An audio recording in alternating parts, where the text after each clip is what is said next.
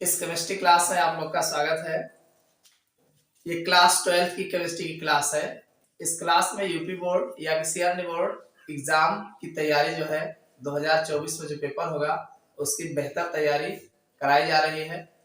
आप लोग जो है कॉपी पेन ले करके बैठिए और अपनी तैयारी जो है अच्छे से करिए। आप हमारे साथ जुड़ करके अपने बोर्ड एग्जाम्स की तैयारी जो है बेहतर कर सकते हैं। चलिए क्लास स्टार्ट करते हैं। हिमांक, अवनमन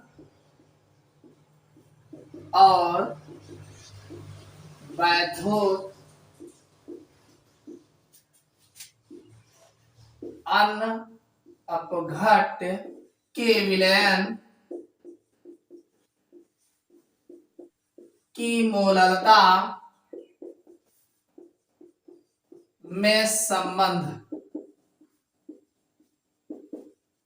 आपसे एग्जाम में पूछा जा सकता है कि हिमांक का अवनमन तथा वैद्युत अन्न अपघट्ट के मोलरता में क्या संबंध होता है। सी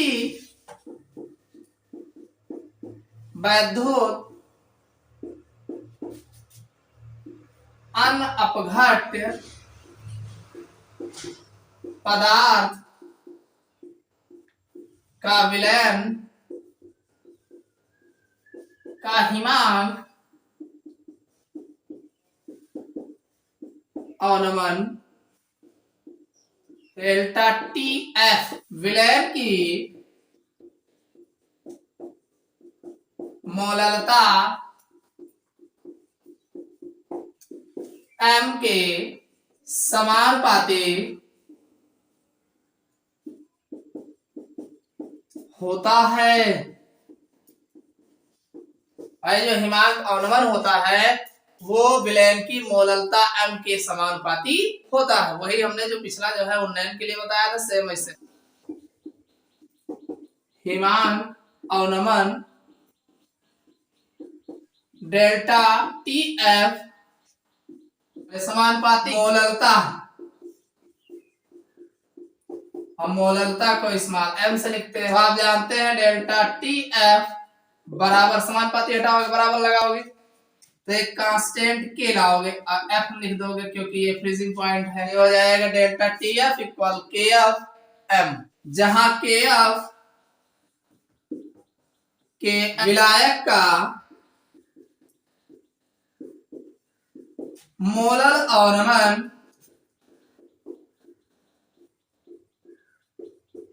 स्थिरांक है। यानी जो केएफ है विलायक का मोलर अवनमन स्थिरांक। इसमें कुछ रटने की तो है नहीं, रटना तो है नहीं भाई। हिमांक अवनमन हो चाहे मोलर उन्नयन स्थिरांक हो, दोनों अब बस केवल हिमांक होगा, फ्रीजिंग पॉइंट होगा। फ्रीजिंग मतलब फ्रीज होना ना, ठंडा होना। तो अब वो जानते हो 0 डिग्री सेल्सियस पर यानी द्रव जो है ठोस में परिवर्तित होता है तो फ्रीजिंग पॉइंट है। तो डेल्टा एफ प्रोपोर्शनल मोलरता, मोलरिटी बोलते हैं, ठीक है। यानी डेल्टा टी एफ समानुपाती एम। अब इस समानुपाती हटाओगे तो इक्वल लाओगे, इक्वल लाओगे तो कोई ना कोई के रखा जाता है। अब के रखोगे तो अब इसको डिफरेंट कैसे करोगे, एफ लगाएंगे क्योंकि यहाँ एफ लगा इसलिए एफ लगा देंगे। यहाँ पे बी लगा था, बॉइलिंग पॉइंट के लिए बी लगाया गया था तो यहाँ बी लगा दिए, ठीक है। तो इस तरीके से डेल्टा टी एफ इक्वल के एफ और एम हो जाएगा। तो ये जो है संबंध होता है। हिमांक अवनमन इसी में लिख लो, हिमांक अवनमन से अणुभार की गणना,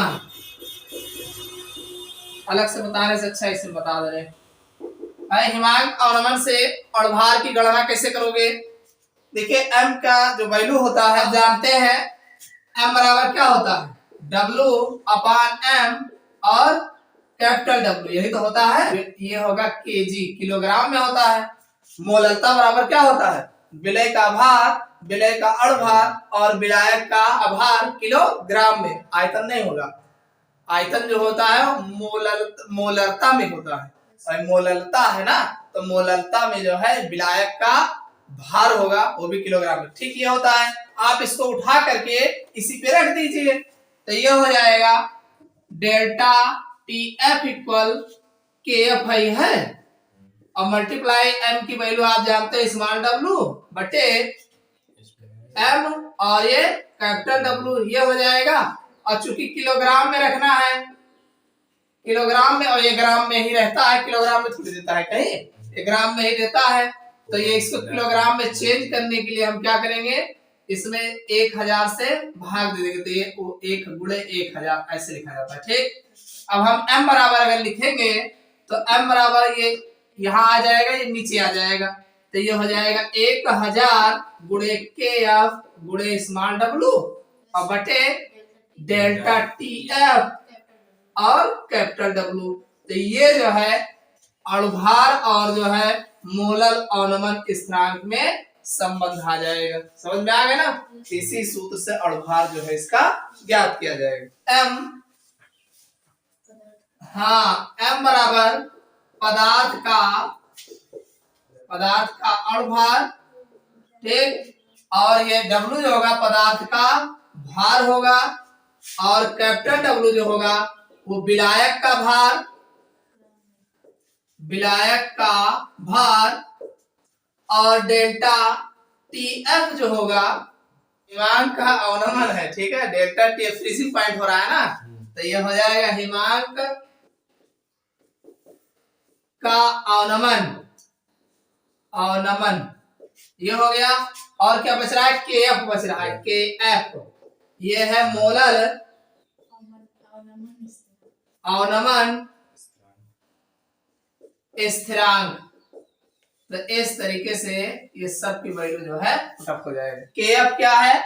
ये आपका मोलल अवनमन स्थिरांक है, ये तो किलोग्राम के लिए है ना।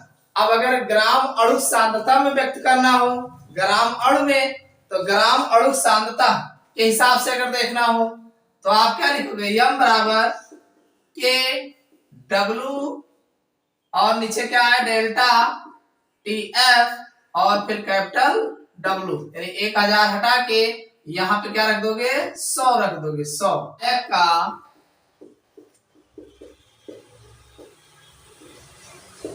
ग्राम अणु अवनमन स्थिरांक, जैसे उन्नयन स्थिरांक था वैसे अवनमन स्थिरांक। समझ में आ गया? फिर से बताना पड़ेगा। इसमें हमने कुछ कहा नहीं भाई, किसी वैद्युत अनअपघट्य, और सुनिए, वैद्युत आवाष्पशील अनअपघट्य पदार्थ, ठीक है, आवाष्पशील होगा, कोई वाष्पशील घोल करके जो है अवनमन नहीं किया जाएगा, ना उन्नयन होगा ना अवनमन। तो वही लिखा है, किसी वैद्युत अनअपघट्य पदार्थ का विलयन का हिमांक का जो अवनमन होता है डेल्टा TF विलयन की मोललता m के समानुपाती होता है। तो ये दोनों समानुपाती हो गया, और KF जो है जहाँ विलायक का मोलल अवनमन स्थिरांक है। तो हिमांक अवनमन से अणुभार की अगर गणना करना हो तो यहाँ जो ये रखा गया है m की वैल्यू इतना होता है, m बराबर W, m गुणे कैपिटल W, इसी को उठा के रख दीजिए और फिर हम m को इधर कर लेंगे, आराम से हमारा आ जाएगा। और विलायक का ग्राम अणुक अवनमन स्थिरांक पे अगर देखना हो तो जहां अणुक अवनमन स्थिरांक की बात आएगी, अणुक, तो अणुक में जो है KF की जगह पे केवल K रखा जाएगा, और वहां 1000 के स्थान पे 100 रख दिया जाएगा। बस ये आपका आराम से आ जाएगा। मोलल अवनमन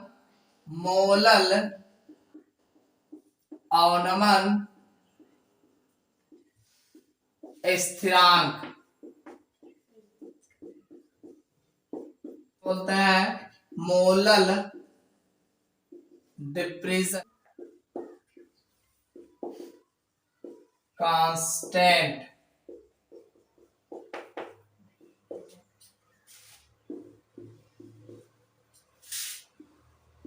मोलल अवनमन स्थिरांक, मोलल अवनमन स्थिरांक में ज्यादा तामझाम नहीं करना है, बस केवल डेफिनेशन लिख देना है। अब बहुत ज्यादा करो फार्मूला बस लिखोगे 1 किलोग्राम कि 1000 ग्राम, 1 किलोग्राम हो जाए 1000 ग्राम को बात लिखिएगा। किसे शुद्ध होना चाहिए, अशुद्धि ना हो। विलायक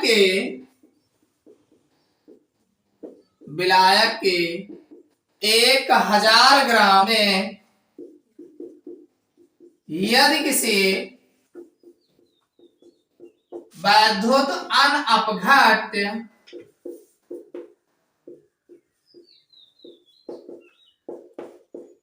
का 1 ग्राम अणु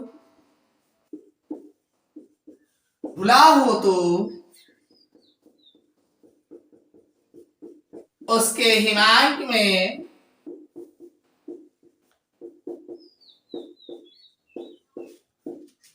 जो अवनमन होगा उसे उस विलायक का मोलल अवनमन स्थिरांक कहते हैं। m बराबर 1000 गुणे KF गुणे स्मॉल w अपान डेल्टा TF गुणे कैपिटल W, जहां KF मोलल अवनमन स्थिरांक है। याद हो जाएगा? याद हो गया, ये बड़ा आसान है, सब याद हो गया। जब भी पढ़ने बैठिए ऐसे रटोगे तो याद नहीं होगा। एक सीधा अभी तो पहला लेसन स्टार्ट किए हो ना, विलयन स्टार्ट किए हो। अभी तो आपको 8-10 लेसन 7-8 लेसन पढ़ना है। ऐसे रट्टा मारोगे, एक याद करोगे दूसरा भूल जाएगा। एक लेसन का अगर आप सारी हेडिंग नहीं आता तो पूरी किताब कहाँ से याद होगी? तो पूरी किताब याद करने के लिए आपको सिस्टम से पढ़ना होगा। पढ़ाई सिस्टम देखिए, ये इंटर की पढ़ाई ऐसा नहीं है कि हेडिंग रट लो, एक डिफिनेशन 2-4 डिफिनेशन हो तो रट लो। अरे पूरी किताब जहाँ रटनी है, तो पूरी किताब रटने के लिए आपको जो है क्या करना है कि सिस्टम से पढ़ना है। और सिस्टम कैसे बनता है? ऐसे पढ़ोगे घर पे जाकर के, ये कभी नहीं याद होगा। ये याद होने वाला सब्जेक्ट नहीं है। ऐसे याद होता तो नहीं याद करा करते। ये आप घर पे आराम से बैठिए, जो भी आपको आधा घंटा हर सब्जेक्ट पे, आपका जो भी मेन सब्जेक्ट है, जैसे फिजिक्स हो गया, केमिस्ट्री हो गया, बायोलॉजी हो गया, या मैथ लिए हो मैथ हो गया, हिंदी अंग्रेजी का नाम ही मत लेना इंटर में। ये मत कहना कि इसको भी पढ़ना। पढ़िए, मैं नहीं मना कर रहा हूँ मत पढ़िए, नहीं पढ़ोगे कैसे काम चलेगा?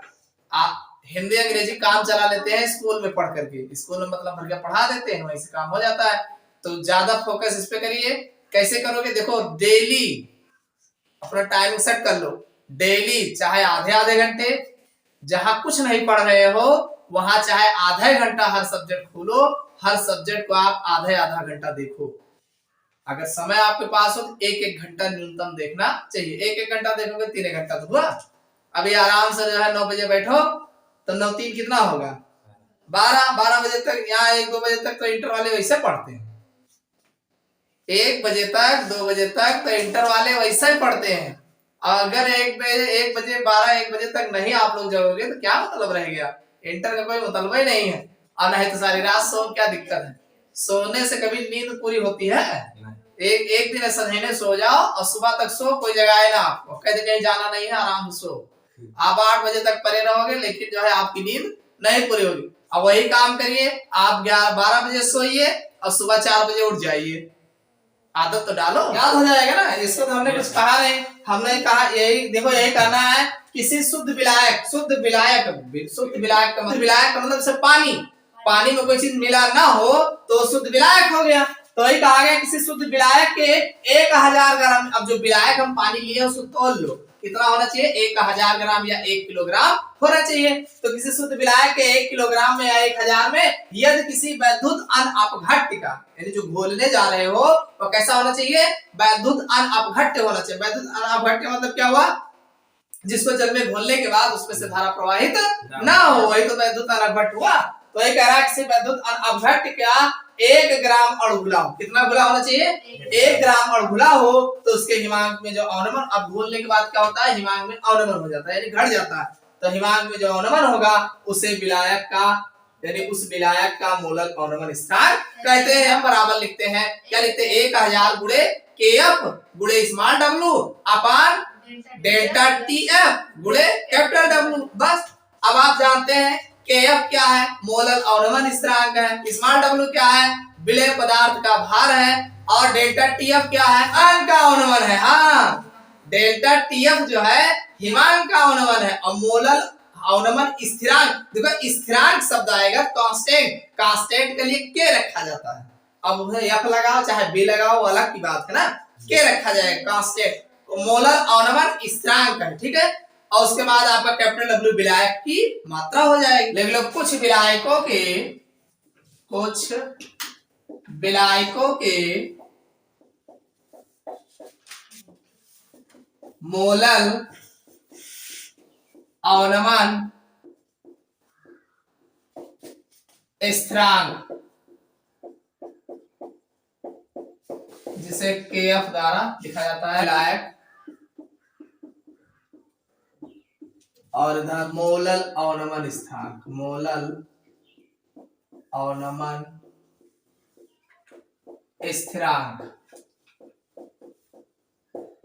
इसमें सबसे पहला है जल ले सकते हो 1.86 होता है, ठीक से। एथिल अल्कोहल जिसे शराब मुख्य 1.99 होता है। इसी तरीके से क्लोरोफॉर्म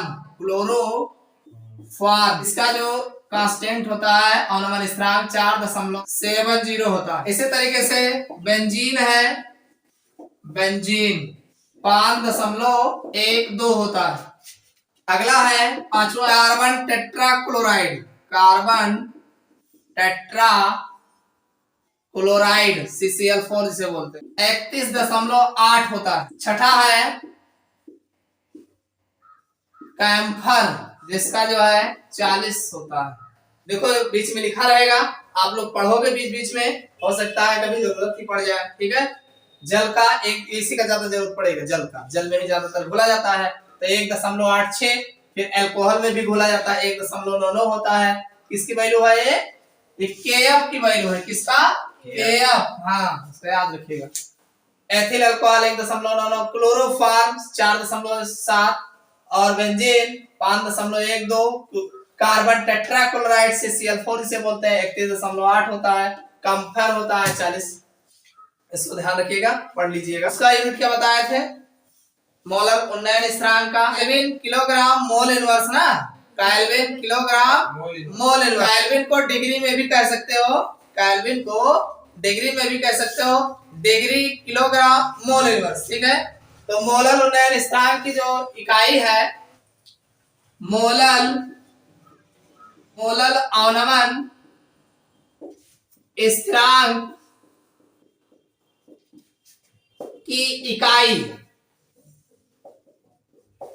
मोलर अवनमन स्थिरांक की इकाई डिग्री प्रति मोलल के मोलल इनवर्स, या ऐसे लिख सकते हो केल्विन किलोग्राम प्रति मोल। इसको आप ब्रैकेट में केल्विन को के से रिप्रेजेंट करते हैं, किलोग्राम को केजी से, और मोल को मोल लिखा जाता है, इनवर्स लगा दीजिए। केल्विन किलोग्राम प्रति मोल, केल्विन को के से हो गया, किलोग्राम को केजी हो गया, और मोल अवनमन हो चाहे उन्नयन हो, दोनों को ऐसे ही लिखा गया है, ठीक है। दोनों की इकाई एक ही है। आप ध्यान रखिए, डेली याद करिए, डेली याद किए रहोगे, जितना पढ़ाया जाए डेली रट डालिए, डेली चाहे जैसे याद कर लीजिए। याद करोगे डेली तो वही फायदा है, याद नहीं होगा। देखो क्वेश्चन बहुत अच्छा है, दिया है किसी पदार्थ के 15 ग्राम को 150 ग्राम जल में घोलने पर जल के हिमांक में 1.2 डिग्री सेल्सियस का अवनमन हुआ। पदार्थ का अणुभार ज्ञात करो, जबकि जल का मोलल अवनमन स्थिरांक 1.86 केल्विन किलोग्राम मोल इनवर्स दिया गया, ठीक है। तो जो दिया गया पहले नोट कर लो, क्या दिया है? पदार्थ दिया है, पदार्थ को स्मॉल डब्ल्यू से लिखते हैं, 15 ग्राम हो जाएगा, और दूसरा कैपिटल डब्ल्यू भी दे रखा है, कितना दिया है? 150 ग्राम दिया है। और क्या कह रहा है कि जल के हिमांक में इतने का अवनमन हुआ, अवनमन मतलब डेल्टा टीएफ हुआ, डेल्टा टीएफ हुआ, कितना हुआ है? 1 और आगे क्या दे रखा है इसमें एक चीज आपको केएफ भी दे रखा है, 1.86 kelvin kilogram mol inverse rate दे रखा। ठीक, आपका फार्मूला क्या है, अड़भार निकालना है ना। अड़भार m बराबर क्या होता है, 1000 और गुणे kf स्मॉल w बटे डेल्टा टीएफ गुणे कैपिटल डब्ल्यू। बस इसी पे रख दो आराम से। 1000 हो गया और kf की वैल्यू कितना आया, 1.86, स्मॉल w 15 बटे और डेल्टा टीएफ 1.2, कैपिटल डब्ल्यू 150। कोई दिक्कत नहीं है, पहले दशमलव हटा लो। दशमलव हटाने के लिए देखो यहाँ 2 अंक दशमलव लगा है, यहाँ 1 ही लगा है, 1 जीरो बढ़ा दो इसके बगल, बस दशमलव हट गया। अब आराम से काट दो। देखो 2 जीरो तो ऐसे दिख रहा है, ऐसे उड़ा दो इनको, ज्यादा दिमाग का नहीं लगाना। फिर 15 से 15 उड़ जाएगा, ठीक है, कटेगा। और लेकिन साफ साफ नोट कर लो, यहाँ m बराबर ऊपर बचा है 10 गुणे 186 बटे ये हो जाएगा 12, बस इतना बचा है।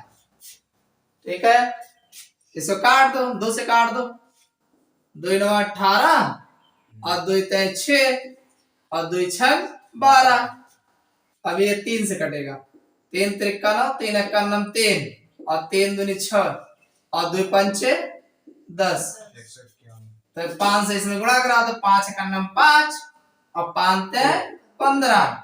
यही आपका आंसर आ जाएगा।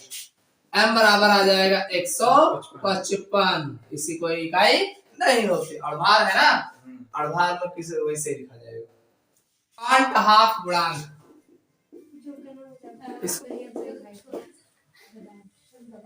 फैक्टर, 1/2 फैक्टर, इसको लिख लो हेडिंग डाल। 1/2 गुणांक, 1/2 फैक्टर्स क्या होते हैं इसको जान लो। किसी पदार्थ के विलयन के अणु संख्या गुण के प्रेक्षित मान और समान सांद्रता वैद्युत अपघट्य के लिए, वैद्युत अपघट्य के लिए अणु संख्या गुण के परिकलित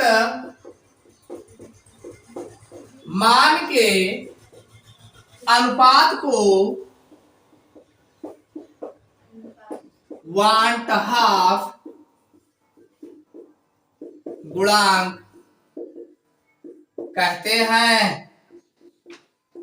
जिसे I द्वारा प्रदर्शित करते हैं। स्मॉल आई रहेगा भाई, नई लाइन से लिख लेना। 1/2 गुणांक I बराबर पदार्थ के अणु संख्या, पदार्थ के अणु संख्या गुण का प्रेक्षित मान। अब इस प्रेक्षित मान डेल्टा 0 से लिखा है, फिर अपान वैद्युत अपघट्य के लिए अणु संख्या गुण का परिकलित मान, जिसे जब डेल्टा से प्रदर्शित, तो इसी को आप लिख सकते हैं I बराबर डेल्टा 0 अपान डेल्टा। I बराबर एक योजन, अब चाहे संगुणन भी हो सकता है, कौन जरूर वियोजित है। संगुणन के उपरांत कणों की कुल संख्या बटे वियोजित या संगुणित के पूर्व कणों की संख्या।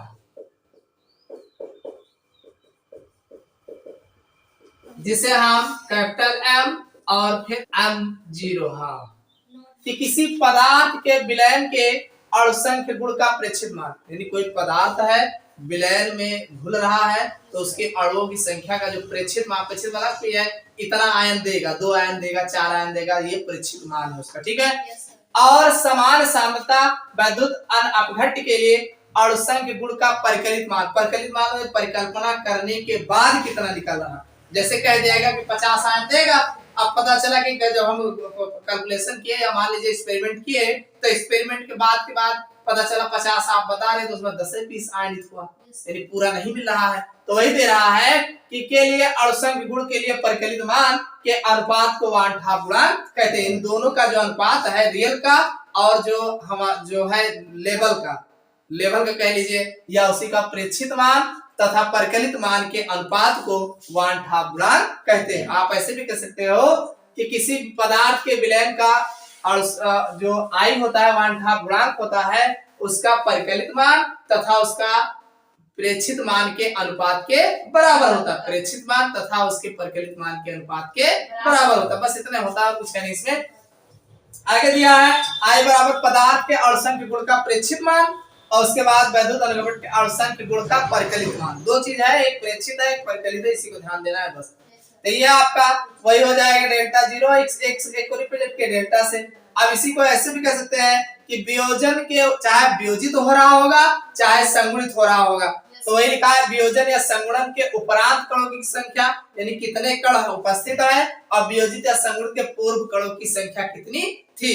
यानी पहले जब वियोजित नहीं हुआ है तो कितना रहा और वियोजन भय बाद कितना है, तो वियोजन होने के उपरांत जितना होगा ऊपर लिखेंगे और जो पहले रहा है एक कण 2 कण रहा हुए नीचे लिखा जाए। दोनों के अनुपात लगाएंगे तो आई हमें निकाल के आ जाएगा। वैद्युत अपघट्यों के विलयनों